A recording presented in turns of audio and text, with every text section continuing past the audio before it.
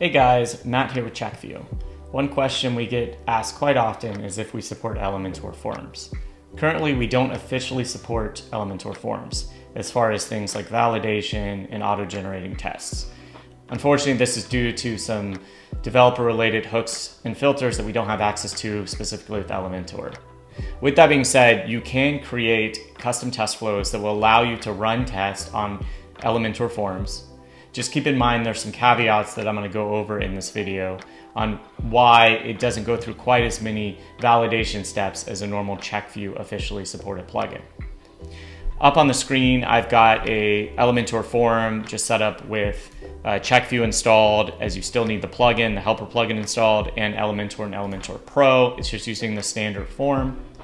Back in CheckView itself, I've already connected the website since the helper plugin is installed. And we're going to go ahead and create a new test flow. So I'm going to say add test flow.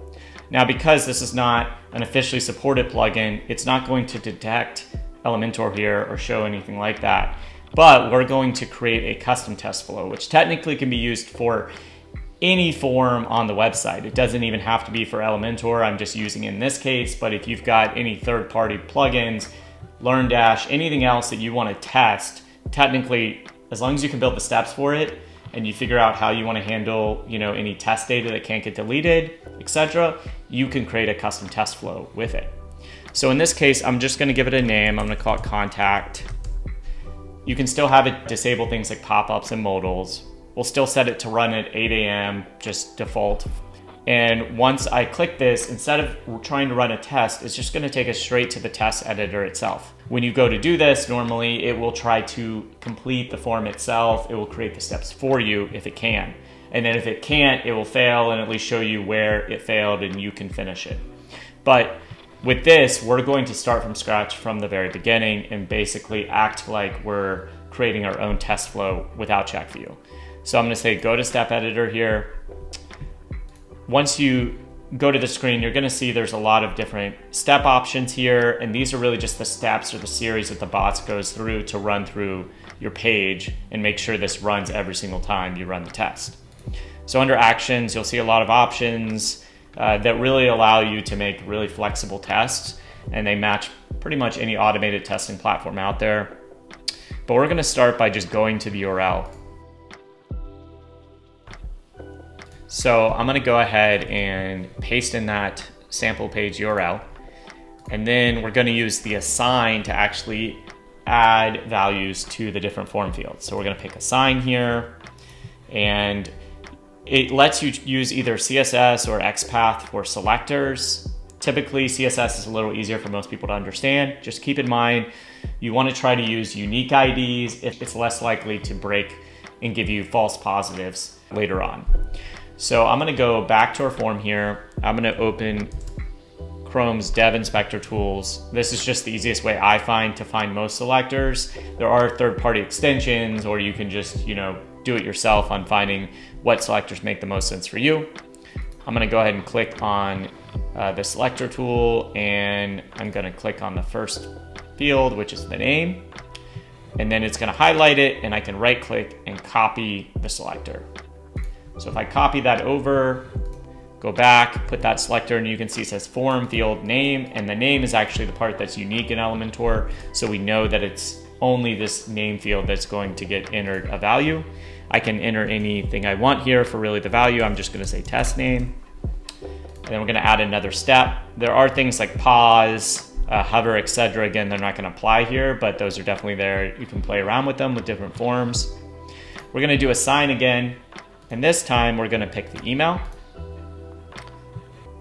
and I'm just going to right click, copy the selector again, making sure that I'm on the actual input. That's really important, not the label. So you can see again, email is unique, and I'm going to put a value in. Now you could just type really anything you want in because it's really not going to do much with Elementor, as I mentioned. Normally when you use our dynamically injected email address for CheckView, so we'll have something like the test name at checkview.io. That's used because then we divert it to our system and verify the email is actually being received.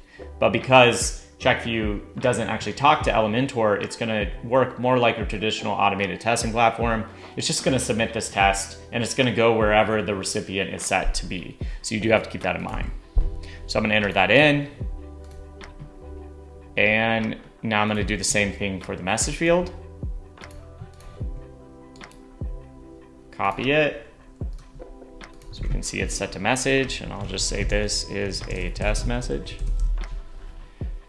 And then we're going to go ahead and click, because we need to click the button to actually submit it here, the send. Now, built in, it's not finding a really nice selector. So that is the downside. So I'll show you guys real quick kind of what it looks like. That's what it created. I'm just kind of showing you in this box, but it's a lot. And so that's likely to break at some point because there's just so many deep nested selectors going on here. So what we're gonna instead do is we're gonna use one that I just created myself, a lot less likely to break. And normally you would add some additional steps here, which I'll briefly show you. We're not going to keep these, but normally if you were using a supported plugin, we would do things like assert the form is submitted, where we do some additional validations on post and we make sure it's actually going to the database, that sort of thing, which is really where CheckView shines, and other automated testing platforms don't do that typically. If you select these, it's going to fail for Elementor, so we're not going to use those. So I'm just going to remove that step. Now when I hit save here, it's going to have scheduled out this test, but it's not going to run any sort of preview again because it really did not create the test for us. We created it. But I can still run a test if I want to see how it works. So I'm going to go ahead and do that. And this may take a second to run, so we'll wait. If it fails at any point, that likely means maybe an ID or selector was entered in wrong. So you'll just want to go and check at that field probably and see where maybe there was some user error that happened there. That's typically the case when you're looking at it. You can also wait for the video to finish because sometimes the video may show an indication of where it tried to type something in and it got stuck. So it went ahead and completed it, it passed.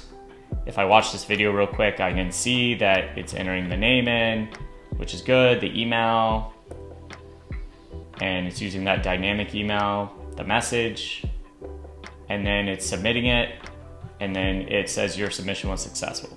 So that's working as expected. Now keep in mind right now, if this was a live site, because it doesn't, again, remove that test email, it's gonna show in the database table for the form software for Elementor, and it's going to be sent to whoever the recipient is on this specific form. Again, I think this will definitely be helpful for anyone that's looking to use Elementor and still wants to do automated testing, which we highly recommend.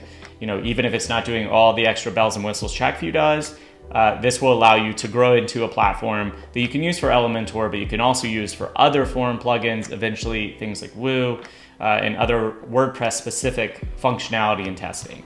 So hopefully this helps, but feel free to reach out if anything's not clear. Thanks so much.